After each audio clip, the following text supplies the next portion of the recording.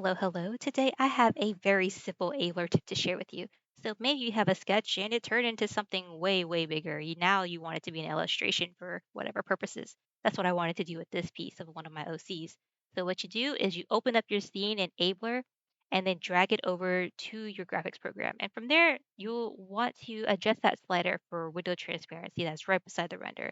And adjust it until you can see. And then from there, you can go in and further adjust your scene. So right here, I want her to be sitting in one of the back rows of pews because she is kneeling and also kind of rotating the scene so that I could get some of the details in place, like the door and those nice arches. And yeah, just fiddle around and do whatever you need to do to get that scene exactly how you envisioned it in your mind because you poorly planned just like I did. But anyway, so after you have your render, I just copied like my line art and then I pasted it into the image, and that's about it. Um, and you can always go back and look at the colors or even go and adjust the lines as needed. But yeah, if you enjoy that tip, please hit that like and that follow and subscribe. And thanks for watching.